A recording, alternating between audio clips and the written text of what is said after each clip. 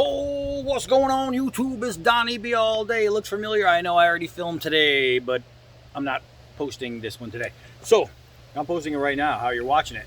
I was asked to revisit this guy right here, the Szco Primitive Bowie. And guy wanted to know how it's holding up after all this time. Well, I gotta say, I shorted some oil, I can see, but it definitely needs to be re-oiled. But you can see my patina that I put on there, because remember, this was a polished blade. The patina still looks amazing. It still has that beautiful Sanmai look that I wanted to get. Oh, and it's still awesome. My biggest worry was that using it, I was going to break the handle. So far, so good. It does have a couple cracks in the handle, one are here and one are here, but I believe those came with it. I think when I got the knife originally, those were there. Everything right now is still tight and right and feeling pretty good. So what I want to do is, I got some new fallen trees. I figure I'll go take a whack at them and let you see how this guy is holding up, to see if these guys are actually worth the money they're put out. Remember, this did have a brass guard here doing some batoning and striking. I did lose that, and then I realized I don't care. I actually like it. Also, the D-Bad Little Big Man, being a left-handed person, I was carrying it for the last 2 days on my right side, and I was just do a cross draw, or I put it backwards on my left side. What I did, very, very simply, is I just took 2 leather straps. I don't know if you could even see that.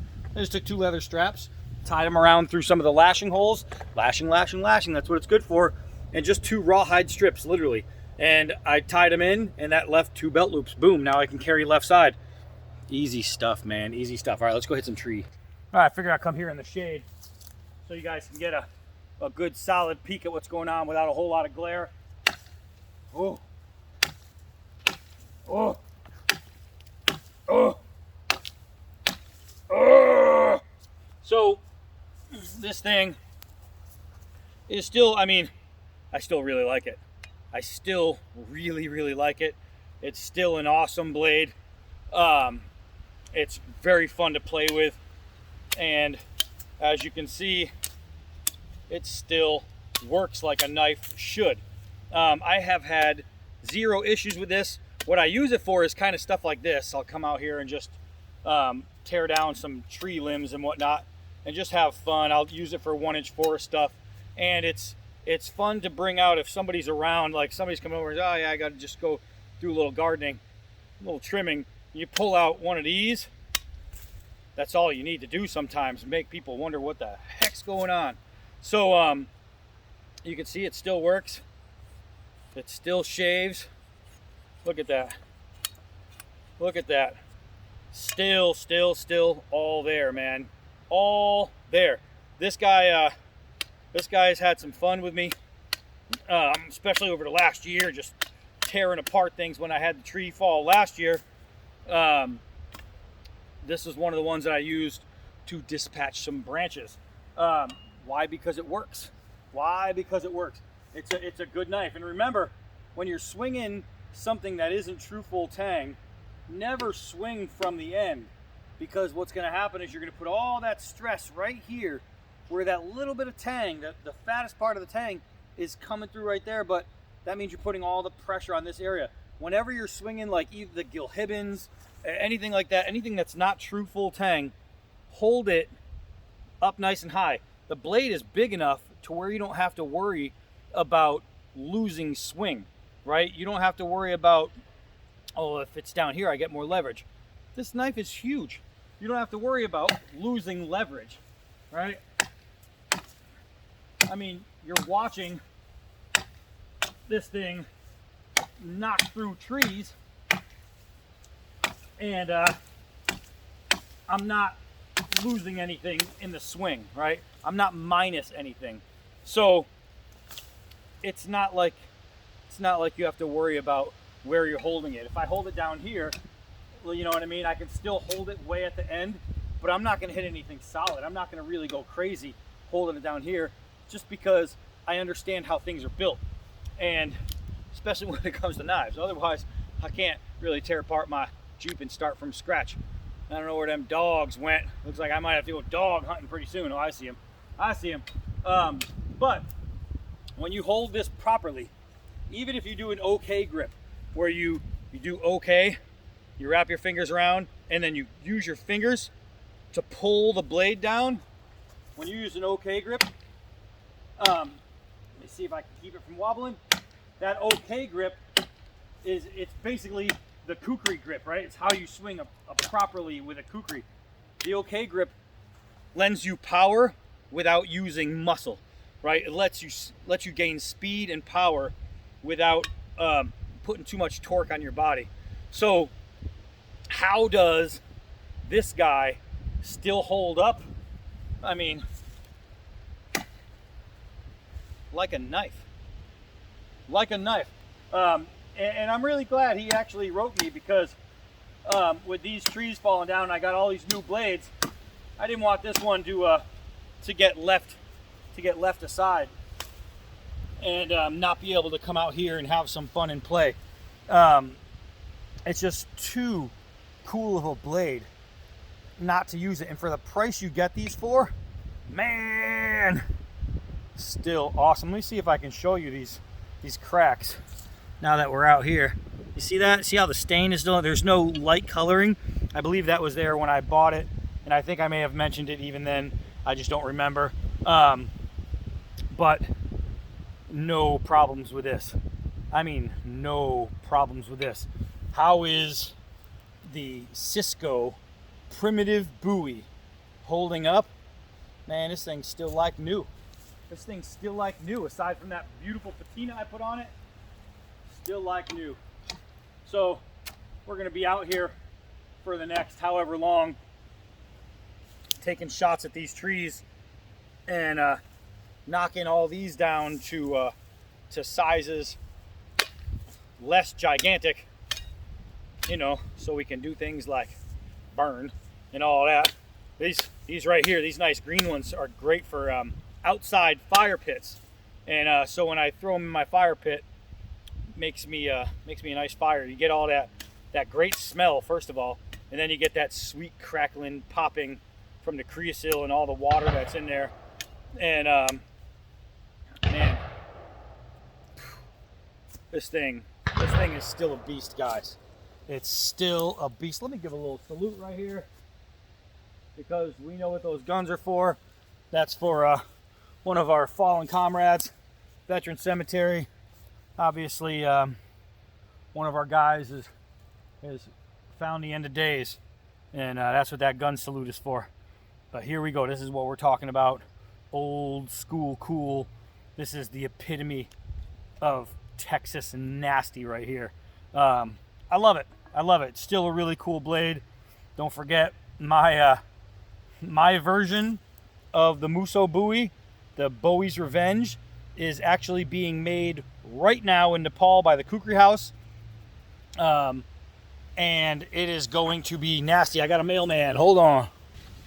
Man, that damn Roscoe and Bigsby. Apparently they decided to take a walk down the driveway. As soon as I said, let me see where the dogs are, I got a good eye on them. They were still in the yard. Everything was good. Then I see the mailman roll up. He was chasing them home. He was bringing them back. He said, oh yeah, they walked down to the street. I said, oh, imagine that. These dirt bags. Look at. Hey, guilty. Whoa, what? I didn't do it. Yeah, he didn't do it. Where's the other one? Where's the other? Oh yeah. Just sniffing the cars. That's what they do, man. They're always under the cars looking for squirrels in the tires. So that's it. Let me post you guys someplace safe up here. Bring it down to Chinatown. So that's it, man. That's the video on this one. Boom, I hope it answered some questions. This thing, it was really cool then, it's really cool now, but keep your eyes out for the Bowie's Revenge. My Musso Bowie will have a shortened guard. That way I have plenty of room. I don't have to worry about tearing it up. And it's going to be a prettier clip.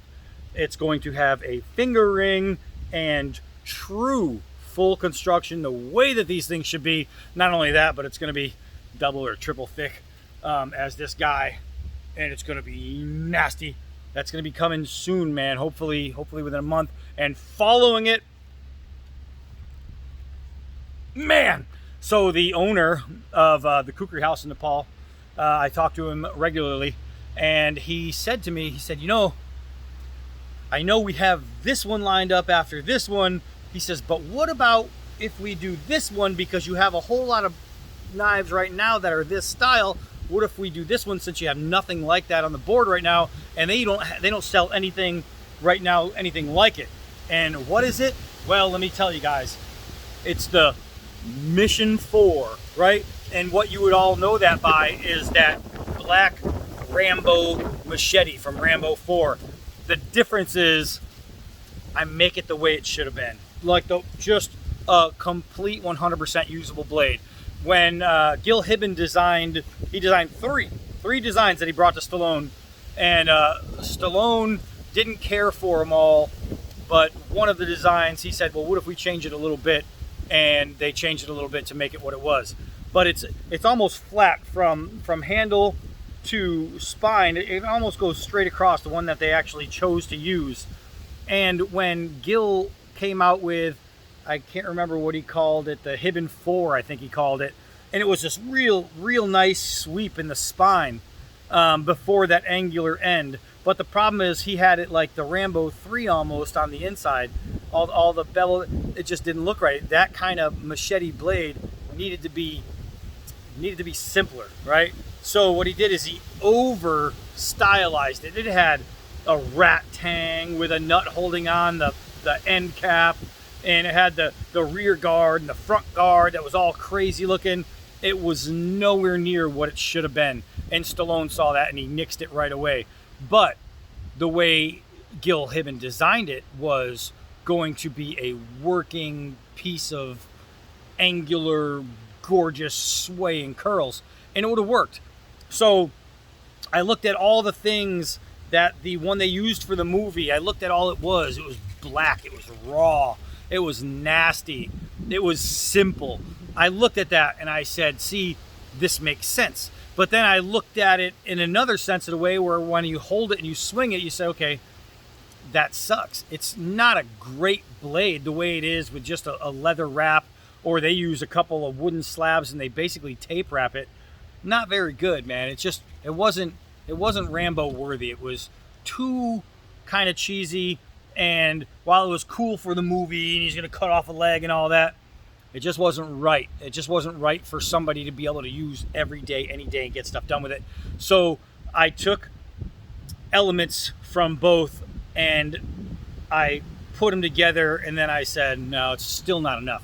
So I debatted the crap out of it, and I gave it a grind. It's gonna go up like this, and then it's gonna come all the way up, all the way until the end where it chisels out. The grind is gonna be awesome on it. Then it's got a half guard, so there'll be nothing like this. It'll be something similar to this, but not all big and dangly, just because you need a little guard there to protect your hand. It still carries the V cut right here. And somebody said, well, why don't you make it a choil? And that's what Hibben did on his original. And a choil isn't raw, man. When you're out in the middle of the jungle making a knife with a hammer and some fire, you're not making these perfect little choils. No, he just made a boom, boom, a little angular cut. I wanted the angular cut. I had to put that in there. It had to be part of the knife. Then, rather than doing a really cheesy grip, I left an exposed tang, but I gave it some micarta scales to put over it, and it's going to be awesome. So when they saw this, when the Kukri House saw this design that I did, they looked at it and they said, this is a must-do. They have a giant festival coming up, and they told me that, they want to get out a few pieces before the festival starts, because once the festival starts, nobody's working, right? In Nepal, they pretty much shut it down. It's all festival. So it's not going to be a long thing, but they wanted to be able to get one out before the festival. So my Musso, my D-Bad Bowie's Revenge, is going to be coming out and sent to me. Also, the Mission 4, which if you are a Rambo fan, Rambo fanatic, then it's one of those must-have Rambo knives. Like my John Jay Tribute, everybody that bought one so far has loved it. And I've been getting messages, people send me pictures showing me their John Jay Tribute Bowie And everybody so far who has gotten one is saying, dude, this thing is incredible. Well, wait till the Mission 4. Incredible just gets nastier. Then we're going to do the Mission 1, the Mission 2, the Mission 3. We're going to redo both knives from the last Rambo. We're redoing them in a beautiful way. We're making them how they should be, man. Even though I think he did a great job. Paul did a great job on those. But we're doing a D-Bad Rambo collection, so it has to happen. Next, we're going to redo that dagger. From Part 2, people don't realize, everybody knows that in Rambo Part 2, he had the blackened Rambo 1 style, right? Except bigger, with black hollow handle, and everybody went crazy for it. It's an awesome knife.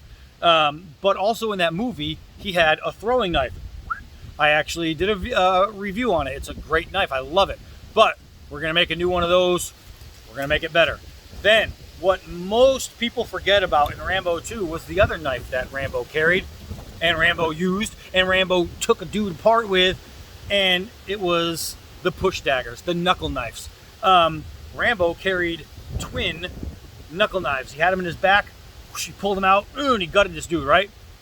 I designed, off the only photos I found from the movie, they're almost skinny leaf-shaped blades with a little black inside the, and so it's like a polished blade, but the end of the blade is painted black or coated black, and then it's got the little handle.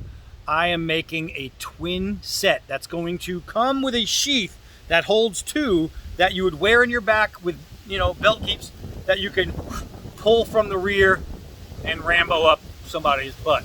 So all that's coming, all that is going to come, and it's going to be fantastic. It's going to be the most complete. When we're done, 2021 is right around the corner, and in 2021, before the end of it, we are going to have every single Rambo knife done, D-Bad style. We're going to have the only place where you can get the entire Rambo collection, one-stop shopping from the same designer, because you won't find that anywhere else.